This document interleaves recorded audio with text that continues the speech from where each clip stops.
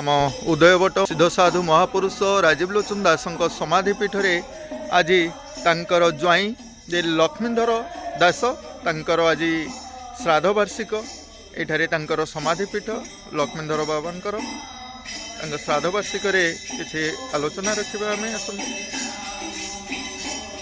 ये हूँ बाबा लक्ष्मीधर बाबांकर समाधिपीठ आम लक्ष्मीधर बाबा जे राजीव लोचन दास कौन थे ज्वाई थे श्राद्ध वार्षिक उत्सव आम ये उद्यवट धाम पालन करसतु बंधु मान विषय टी आलोचना रखा लक्ष्मीधर बाबा तांकर परिचय टी जाना चाहूँ आज्ञा टी कहे राजीव लोचन सन्यासी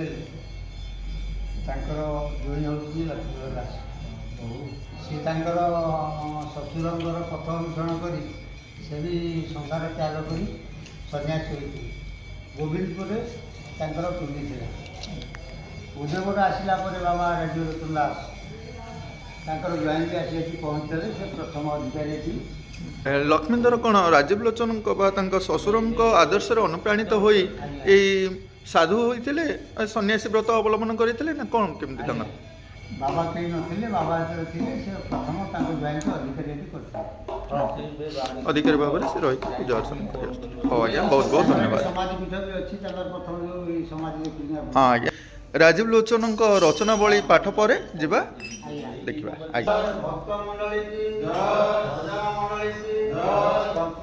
प्रभु राजीव लोचन समाधिपीठ आज ज्वाई लक्ष्मीधर श्राद्ध वार्षिक आसन किसी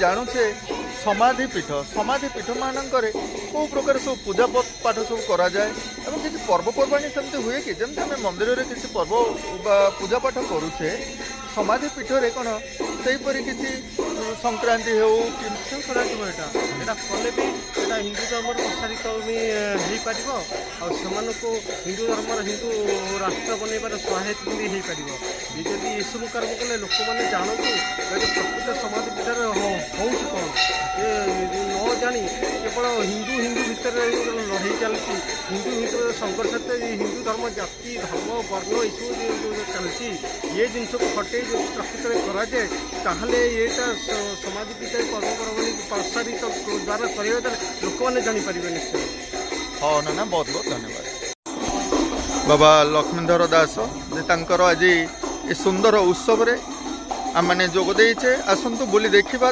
समाधिपीठ दर्शन करवा आसतु सिद्ध साधु राजीव लोचन दास समाधिर पीठ जहाँपाई जनाशुना आमर ये समाधिर पीठ बा ये उद्यवट सी होती राजीव लोचन दास आज किंतु पीठ रे आमर भक्त बा श्रद्धालु मैंने आसी कारण हूँ ज्वाई जहाँ लक्ष्मीधर दास तांकर आज श्राद्ध वार्षिक ये उत्सव रे किसी आलोचना रखा आसन ओम सिद्ध साधु महापुरुष श्री श्री राजीव लोचन दास पीठ उदयवट यही उदयवट धाम रे आज आम ये भक्तों सम्मिलनी कौन पाई आम ये आज उपस्थित रहीचे ए विषय आसतु किसी आलोचना रखा महंत सहित लक्ष्मीधर बाबा सी जने महापुरुषंकर पट शिष्य थे भी ज्वाई कहार ज्वाई महापुरुष राजीव लोचन से जेतेक भजन गीत सब से 4 वर्ग पाठ पढ़ी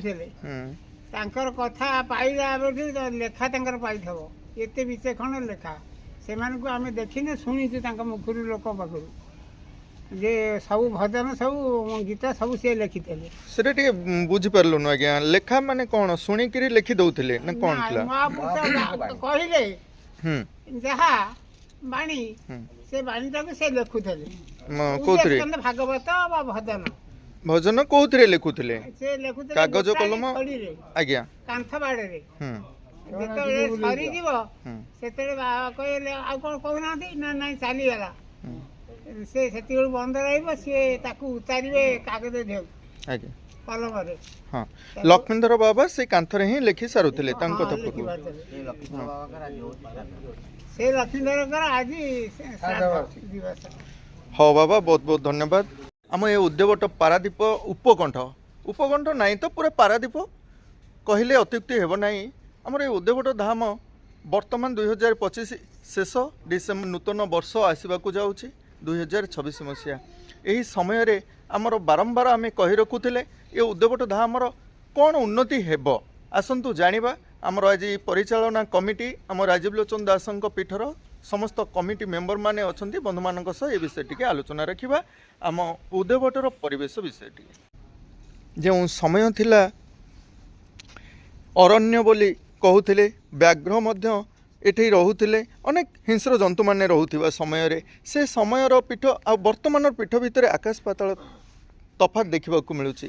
କାହିଁକି ନା ଆମେ ବୃକ୍ଷଲତାକୁ ଦେଖିକିରି ହିଁ ଜାଣିପାରୁଛୁ ଆଜ୍ଞା ଏ ପରିବେଶର ଉନ୍ନତି ପାଇଁ ଯେଉଁ ବିଚାର ନିଆଯାଇଥିଲା ତା ବିଷୟ ଟିକେ ଜାଣିବାକୁ ଚାହୁଁଛୁ, କହିବେ? ନମସ୍କାର। ଆଜି ଆମେ ଏଠି ସିଦ୍ଧସାଧୁ ମହାପୁରୁଷ ରାଜୀବ ଲୋଚନଙ୍କ ପୀଠରେ ଆମେ ସମସ୍ତେ ବସିଛୁ, ସମସ୍ତ ସଦସ୍ୟ। ଆଉ ଇଏ ହେଉଛି ମାଳିକା ପ୍ରସିଦ୍ଧ ଜାଗା ଉଦ୍ୟବଟ ଧାମ। ତେଣୁ ଆଜି ଆପଣ ଯେଉଁ ପଚାରିଲେ ଯେ ବିଗତ ଦିନରେ ବା ମାଳିକା ପ୍ରସିଦ୍ଧ 100 ବର୍ଷ ପୂର୍ବରୁ ଯେ ଜାଗା ଯାହା ଥିଲା ଏ ଘଞ୍ଚ ଅରଣ୍ୟ ଥିଲା। ଆମର ଏଠି ପବିତ୍ର ସିଦ୍ଧେଶ୍ୱର ମହାଦେବଙ୍କ ମନ୍ଦିର ଅଛି, ସେଠୁ ଏ ଉଦ୍ୟବଟ ଧାମକୁ ବାଲି ଟିକିରା ବୋଧେ 50, 60, 70, 80 ଫୁଟ ହାଇଟ୍ରେ ଥିଲା। କିନ୍ତୁ ଯେତେବେଳେ ଏଠି ଶିଳ୍ପ ସଂସ୍ଥା ଆସ୍ତେ ଆସ୍ତେ ଗଢ଼ି ଉଠିଲା ସେ ବାଲି ଟିକିରା ମଧ୍ୟ ଧ୍ୱଂସ ପାଇଗଲା।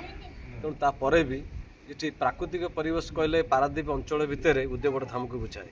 ଏଠି ଯେଉଁ ବଟବୃକ୍ଷ ଅଛି, ଏଠି ଯେଉଁ ଜୀବଜନ୍ତୁ ବି ଏବେ ବି ଅଛନ୍ତି, ମାନେ ଯେଉଁମାନେ ଯେଉଁ ହିଂସ୍ର ଜନ୍ତୁ ଏବେ ବି ଅଛନ୍ତି। ତେଣୁ ଏଠି କେହି ସେମାନେ କିଛି କାହାର କ୍ଷତି କରନ୍ତିନି। ଏଠି ଆମର ଯେଉଁମାନେ ଏଠି ସବୁ ବିଭିନ୍ନ ଅଞ୍ଚଳରୁ ଭାଇମାନେ ଆସି ବସିଛନ୍ତି, ଗୁରୁଜନମାନେ ବସିଛନ୍ତି, ବାବା ବସିଛନ୍ତି, ତାଙ୍କର ସମସ୍ତଙ୍କର ଆମର ଗୋଟିଏ ଲକ୍ଷ୍ୟ ଉଦ୍ୟବଟ ଧାମର ଉନ୍ନତି। ଏବଂ ସମସ୍ତଙ୍କର ମଧ୍ୟ ଏଠି ଯାହା ସାଧ୍ୟ ସକ୍ଷମ ଅନୁଯାୟୀ ଏ ଅଞ୍ଚଳର ସମସ୍ତଙ୍କର ଆପଣଙ୍କ ଥ୍ରୁରେ ମୁଁ ସମସ୍ତଙ୍କୁ ନିବେଦନ କରୁଛି ସଭାପତି ହିସାବରେ ଏ ଅଞ୍ଚଳବାସୀଙ୍କୁ, ଆପଣଙ୍କର ସାଧ୍ୟ ମତେ ଯାହା ଯେତିକି ଆପଣଙ୍କର ଯେହେତୁ ଏ ମାଳିକା ପ୍ରସିଦ୍ଧ ଜାଗା ସରକାରଙ୍କର ଯେତିକି ସାହାଯ୍ୟ ସହଯୋଗ ଏଠି ମିଳିବା କଥା ସେତିକି ମିଳିପାରି ନାହିଁ। ତେଣୁ ବର୍ତ୍ତମାନ ଯେ ଏଠି ଆମର ସରକାରରେ ଯେ ଶିଳ୍ପମନ୍ତ୍ରୀ ଅଛନ୍ତି ସମ୍ପଦ ବାବୁ, ଆଉ MP ଅଛନ୍ତି ବିଭୁ ପ୍ରସାଦ ତରେଇ ମହୋଦୟ, ଆଉ ଚେୟାରମ୍ୟାନ୍ ଆମର ଅଛନ୍ତି ନାରାୟଣ ସାହୁ, ଆମେ ସମସ୍ତଙ୍କୁ ଅନୁରୋଧ କରିଛୁ ସମସ୍ତଙ୍କ ସହଯୋଗରେ ଆସ୍ତେ ଆସ୍ତେ ଏଠି କିଛି କାମ ହେଇଛି ଏବଂ ଆସ୍ତେ ଆସ୍ତେ ମଧ୍ୟ କିଛି କାମ ହେବ ବୋଲି ସମସ୍ତେ ପ୍ରତିଶ୍ରୁତି ଦେଇଛନ୍ତି। ଏବଂ ଆମର ଆଶା ଏବଂ ବିଶ୍ୱାସ ଏ ଅଞ୍ଚଳର ବା ଉଦ୍ୟବଟ ଧାମର ଆଗାମୀ ଦିନରେ ମାନେ ଏ ସାରା ଓଡ଼ିଶାରେ ଉଦ୍ୟବଟ ଧାମର ପରିସ୍ଫୁଟିତ ହେବ ଏବଂ ପର୍ଯ୍ୟଟନ ସ୍ଥଳୀ ହିସାବରେ ଏହାର ବିକାଶ ହେବ ବୋଲି ଆମର ଆଶା ଏବଂ ବିଶ୍ୱାସ ଅଛି। ଓଡ଼ିଶା ସାରା ଲୋକ ମଧ୍ୟ ଯାହା ଯେତିକି ଜାଣିଛନ୍ତି ମହାପୁରୁଷଙ୍କ ବିଷୟରେ ଆହୁରି ମଧ୍ୟ ଜାଣିବେ ଏବଂ ଉଦ୍ୟବଟ ଧାମ ଆସ୍ତେ ଆସ୍ତେ ଡେଭଲପ୍ ହେଉଛି। ଆଜ୍ଞା ବହୁତ ବହୁତ ଧନ୍ୟବାଦ ଆଜ୍ଞା। ବାବା ରାଜୀବ ଲୋଚନ ଦାସ ଆମର ଯେଉଁ ପଞ୍ଚସଖା ଥିଲେ, ପଞ୍ଚସଖା ମାନଙ୍କ ମଧ୍ୟରୁ କେହି ଜଣେ ଥିଲେ ବୋଲି କିଛି ଆମେ ଜାଣି ଆସୁଥିଲେ, ଟିକେ ସେ ବିଷୟ ଜାଣିବାକୁ ଚାହୁଁଛୁ। ଆପଣ ତାଙ୍କର ଉଦ୍ଦେଶ୍ୟ ରଚନାବଳୀରେ ଲେଖିଛନ୍ତି ରାଜୀବ ଜଗନ୍ନାଥ ଦାସ ଜ୍ଞାନ ଧ୍ୟାନରେ ପରିହାସ। ଶେଷ ଅଧ୍ୟାୟରେ ଲେଖିଥିଲେ, ବାକି 18 ଥିଲା ରାଜୀବ ଦାସଟି ଲେଖିଲା। ଆମର ଯେଉଁ ଭାଗବତ 365 ଅଧ୍ୟାୟ ସେ ଜଗନ୍ନାଥ ଦାସ 332 ଅଧ୍ୟାୟ ଲେଖିଛନ୍ତି। ଆଉ ଗୋଟେ ଜନ୍ମ ଶ୍ରୀଧର ଗୋସ୍ୱାମୀ 7 ଅଧ୍ୟାୟ ଲେଖିଛନ୍ତି। ବାକି 18 ଅଧ୍ୟାୟ ଥିଲା ରାଜୀବ ଲୋଚନ ଦାସ ତାଙ୍କର ଲେଖିଛନ୍ତି ବୋଲି ପ୍ରମାଣ ତାଙ୍କ ଉଦ୍ଦେଶ୍ୟ ରହିଛି। ସେଥିପାଇଁ ଜଗନ୍ନାଥ ଦାସଙ୍କ ବର୍ତ୍ତମାନ ଆମେ ଜାଣିଥିଲେ ଯେଉଁ ମାଳିକା ତଥ୍ୟ ଥିଲା ଆଜ୍ଞା, ପଞ୍ଚସଖା ବିନା ମାଳିକା କଥା କେହି କହିପାରିବେ ନାହିଁ। ତାର ସତ୍ୟତା ବିଷୟରେ ଟିକେ ସାର୍ ଜାଣିବାକୁ ଚାହୁଁଛୁ, ଟିକେ କହିବେ। ମାଳିକା ଲେଖା କ'ଣ ବର୍ତ୍ତମାନ ସମସ୍ତେ ଜାଣିଗଲେଣି କି? ସେ ଗୁପ୍ତ ରହସ୍ୟ ଟିକେ ଜାଣିବାକୁ ଚାହୁଁଛୁ ଆଜ୍ଞା। ଅଚ୍ୟୁତାନନ୍ଦ ଦାସ ନିଜେ କହିଛନ୍ତି, ମୁଁ ଯାହା ଲେଖୁଛି ମୋ ପଞ୍ଚସଖା ଭିତରେ କେବଳ ଯଶୋବନ୍ତ ହିଁ ବୁଝିଛନ୍ତି। ଯଶୋବନ୍ତ ଅଢ଼ଙ୍ଗଗଡ଼ର ମଠାଧୀଶ ମହାନ ସାଧୁ, ସିଏ ମାଳିକା ବିଷୟରେ ବୁଝିଥିଲେ ତାଙ୍କର ଠାର ଗାର ସିଏ ଜାଣିଥିଲେ। ହୁଁ। ତେଣୁ ବର୍ତ୍ତମାନ ସମୟରେ ଆମ୍ଭମାନ ପାଇଁ ସେ କଷ୍ଟସାଧ୍ୟ ଅଛି। ଯେତେ ଗବେଷଣା ଯେଉଁମାନେ କରୁଛନ୍ତି ଗହଳ ଗବେଷଣା କରୁଛନ୍ତି ସେମାନେ ସଠିକ୍ କେହି କିଛି କହିପାରୁନାହାନ୍ତି। ତ 1999 ଯେଉଁ ବାତ୍ୟାଟି ହେଲା ତାହା ପ୍ରଳୟ ନୁହେଁ ନା ଖଣ୍ଡ ପ୍ରଳୟ ନୁହେଁ। ଏଇ ଲୋକଙ୍କ ଧାରଣା ହେଇଗଲା ଇଏ ଗୋଟେ ପ୍ରଳୟ ହେଇଗଲା, ଏଇଟା କିଛି ନୁହଁ। ଏ ସାଧାରଣ ପ୍ରାକୃତିକ ବିପର୍ଯ୍ୟୟ ଗୋଟେ ସମୟ ଏରିଆରେ ହେଇଛି। ଏହା ଅଚ୍ୟୁତାନନ୍ଦ ମାଳିକାରେ ବହୁ ପୂର୍ବରୁ ଯେଉଁ 9 ଅଙ୍କ ସଂଖ୍ୟା ଥିଲା ସେ ସିଆକୁ ନେଇକରି କହିଛନ୍ତି ଆମର 9 ଅଙ୍କ ସଂଖ୍ୟା ଯୋଗୁଁ ଅଚ୍ୟୁତ ବୋଧେ କହିଥିଲେ ଏଇ ସମୟରେ ପ୍ରଳୟ ହେଲା ବି ଲୋକଙ୍କ ଧାରଣା ହେଲା, ବହୁ ଲୋକ କ୍ଷୟକ୍ଷତି ହେଲେ।